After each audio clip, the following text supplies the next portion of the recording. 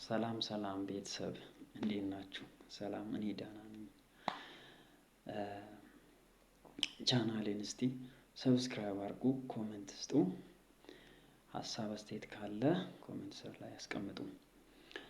ዛሬ እስቲ ስለ ስኳር በሽታ ምን ያክል ናችሁ የሚታውቁት? ስለ ስኳር በሽታ ምን ያህል እናውቃለን? ምን ያህል ግንዛቤ አለን? ስኳር በሽታ እንዴት ሊይዘን ይችላል? በምን ወይ ነው ስኳር በሽታ ሊይዘን የሚችለው? ከምን አንፃር ነው? እንዴት ምን ሆኖ ነው? በላይፋችን ላይ ምን ሲከሰት ነው ስኳር በሽታ የሚይዘን? አንድ ሰው የስኳር በሽታ ታማሚ ነው ወይም ስኳር በሽታ አለበት የምንለው ምን ሲሆን ነው? ከምን አንፃር ነው የሚባለውን ነገር ትንሽ ሀሳብ ነው ማካፍላችሁ።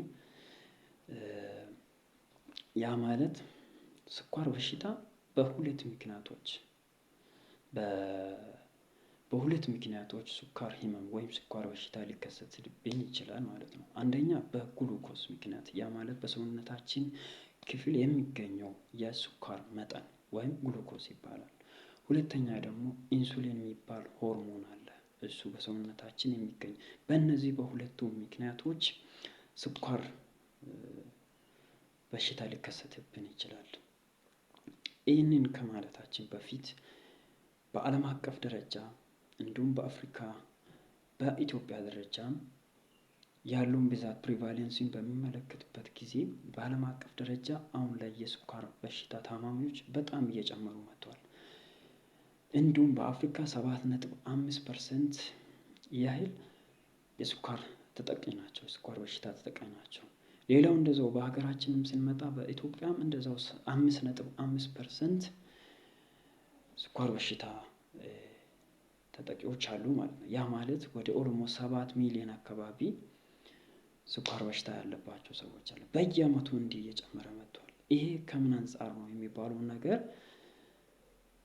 ስናይ በእነዚህ በሁለት ነገሮች ምክንያት ነው ይሄ አየር ላይ እኛ ስለ በስኳር በሽታ ላይ እንድንወድቅ ሌላ ነገር ውስጥ እንድንገባ የሚያደርገው ማለት ነው። እነዚህ ሁለት ነገሮች የተስተካከሉ ከሆነ ችግር የለውም። ግን በእነዚህ ሁለቱ ላይ ችግር ካለ ኦልሞስት ወደ ስኳር ህመም ውስጥ ነው የምንገባው። ስለዚህ ከዛ አንፃር በምናይበት ጊዜ የግሉኮስ መጠን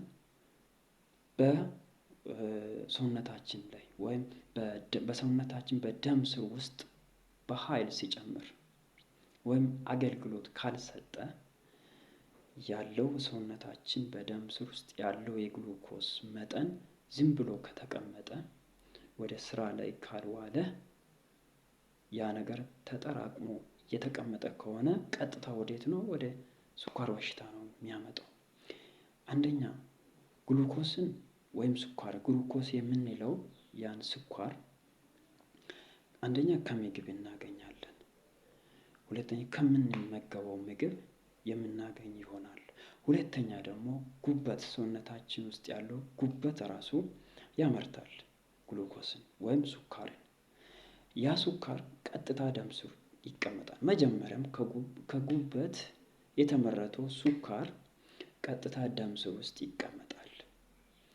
ደም ስር ውስጥ የተቀመጠው ያ ግሉኮስ አንደኛ ለጉልበት፣ ለኃይል እኛ እንድንቀሳቀስበት የሆነ ስራ እንድንሰራ እንድንንቀሳቀስ ኤቭሪቲንግ እንድንሰራ የሚያደርገው ግሉኮስ ነው።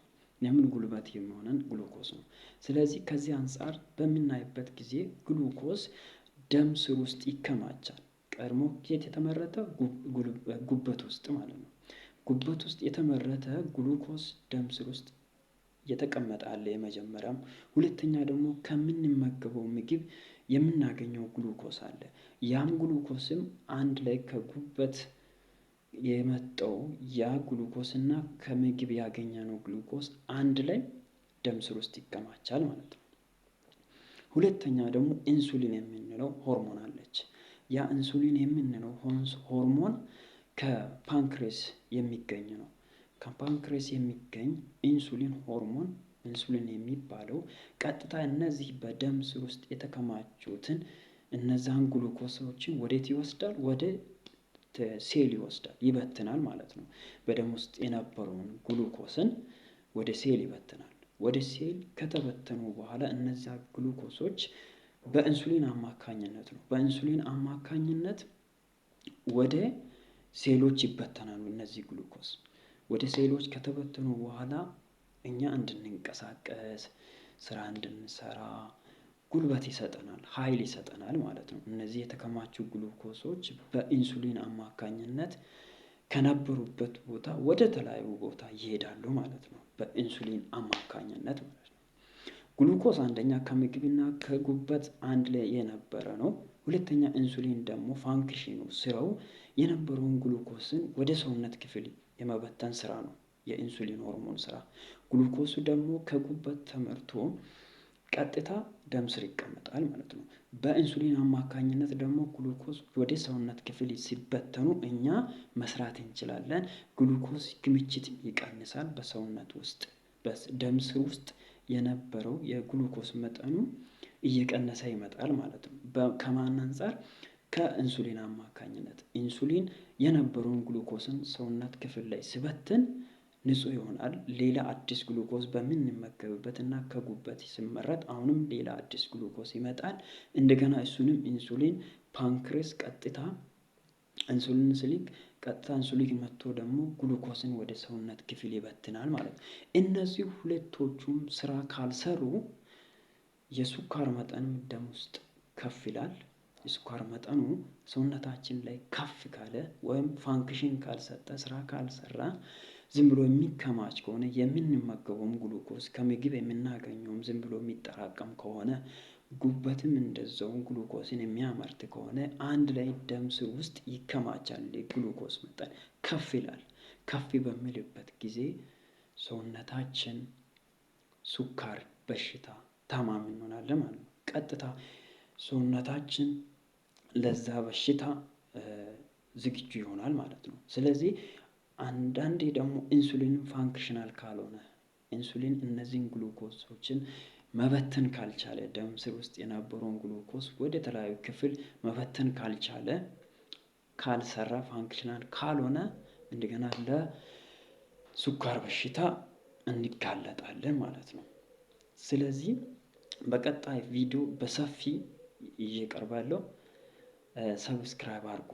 ቻናል አዲስ ነውና ሰብስክራይብ አድርጉ። ወዳችኋለሁ።